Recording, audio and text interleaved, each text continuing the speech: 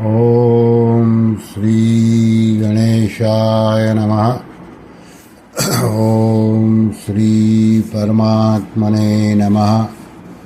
सभी गीता प्रेमी साधकों को सादर प्रणाम के साथ जय श्री कृष्ण। आप सभी को नम्र निवेदन है कि अगर आपको हमारा प्रयास पसंद है तो ज़्यादा से ज़्यादा लोगों को शेयर कीजिए और चैनल को सब्सक्राइब कीजिए और वीडियो को लाइक कीजिए। अध्याय 9 श्लोक क्रमांक 7।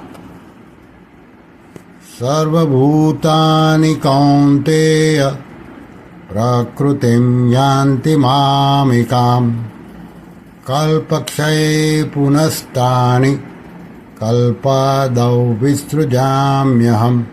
अर्थात भगवान कहते हैं, हे अर्जुन, कल्पों के अंत में सब भूत मेरी प्रकृति को प्राप्त होते हैं, अर्थात प्रकृति में लीन होते हैं, और कल्पों के आदि में उनको मैं फिर रचता हूँ। अब ये श्लोक साधक संजीवनी में इस प्रकार समझाया है। सर्वभूतानि कौन्तेय प्रकृतिम यान्ति मामिकाम कल्पक्षये। संपूर्ण प्राणी मेरे ही अंश है और सदा मेरे में ही स्थित रहने वाले हैं, परंतु वे प्रकृति और प्रकृति के कार्य शरीर आदि के साथ तादात्म्य यानी कि मैं मेरेपन का संबंध करके जो कुछ भी कर्म करते हैं उन कर्मों का तथा उनके फलों के साथ उनका संबंध जुड़ता जाता है। इसलिए वे बार बार जन्मते मरते रहते हैं। जब महाप्रलय का समय आता है जिसमें ब्रह्मा जी 100 वर्ष की आयु पूरी होने पर लीन हो जाते हैं, उस समय प्रकृति के परवश हुए वे संपूर्ण प्राणी प्रकृति जन्य संबंध को लेकर अर्थात अपने अपने कर्मों को लेकर मेरी प्रकृति में लीन हो जाते हैं। महासर्ग के समय प्राणियों का जो स्वभाव होता है उसी स्वभाव को लेकर वे महाप्रलय में लीन होते हैं। फिर है पुनस्तानि कल्पादौ विसृजाम्यहम्। महाप्रलय के समय अपने अपने कर्मों को लेकर प्रकृति में लीन हुए प्राणियों के कर्म जब परिपक्व होकर फल देने के लिए उन्मुख हो जाते हैं, तब प्रभु के मन से बहुश्याम प्रजायेय ऐसा संकल्प हो जाता है। यही महासर्ग का आरंभ है।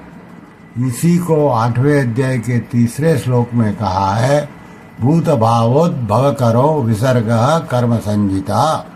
अर्थात संपूर्ण प्राणियों का जो होनापन है उसको प्रकट करने के लिए भगवान का जो संकल्प है यही विसर्ग यानी कि त्याग है और यही आदि कर्म है। 4थे अध्याय में इसी को गर्भ दधाम्यहम् 14वें अध्याय का 3रा श्लोक और 14वें अध्याय के 4थे श्लोक में कहा है, अहम बीजप्रदः पिता, ऐसा कहा है।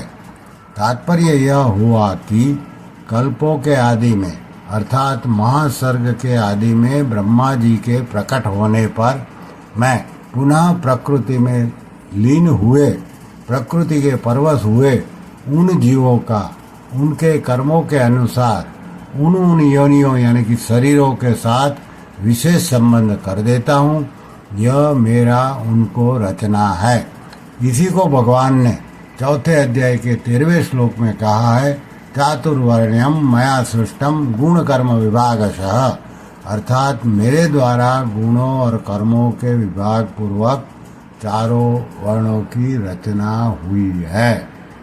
ब्रह्मा जी के एक दिन का नाम कल्प है, जो मानवीय 1000 चतुर्योगी का होता है।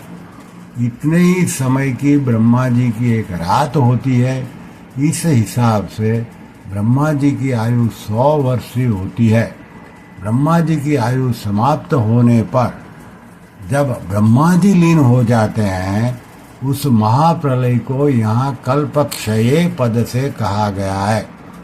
जब ब्रह्मा जी पुनः प्रकट होते हैं, उस महासर्ग को यहाँ कल्पादौ पद से कहा गया है। यहाँ सर्वभूतानि प्रकृतिम यान्ति, महाप्रलय में तो जीव स्वयं प्रकृति को प्राप्त होते हैं। और तानि कल्पादौ विसृजामि, महासर्ग के आदि में मैं उनको रचना करता हूँ।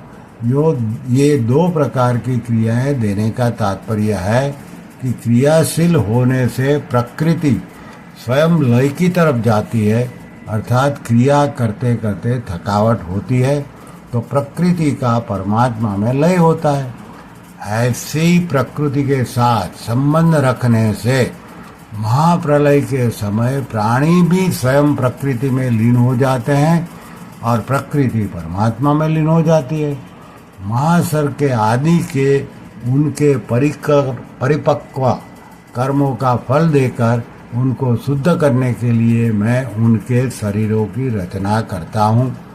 रचना उन्हीं प्राणियों की करता हूँ जो कि प्रकृति के परवश हुए हैं। जैसे मकान का निर्माण तो किया जाता है, पर यह धीरे धीरे स्वतः गिर जाता है। ऐसे ही सृष्टि की रचना तो भगवान करते हैं, पर प्रलय स्वतः होता है। इससे सिद्ध हुआ कि प्रकृति के कार्य संसार शरीर की रचना में तो भगवान का हाथ होता है, पर प्रकृति का कार्य ह्रास की तरफ स्वतः जाता है। ऐसे ही भगवान का अंश होने के कारण जीव स्वतः भगवान की तरफ उत्थान की तरफ जाता है, परंतु जब वह कामना ममता आसक्ति करके स्वतः पतन की तरफ जाने वाले नाशवान शरीर संसार के साथ अपना संबंध बना लेता है, मान लेता है, तब वह पतन की तरफ चला जाता है। इसलिए मनुष्य को अपने विवेक को महत्व देकर तत्परता से अपना उत्थान करना चाहिए, अर्थात कामना ममता आसक्ति का त्याग करके केवल भगवान के ही सम्मुख हो जाना चाहिए। श्री कृष्ण शरणम मम, श्री कृष्ण शरणम मम, श्री कृष्ण शरणम मम, श्री कृष्ण शरणम मम। ओम कृष्णार्पणमस्तु।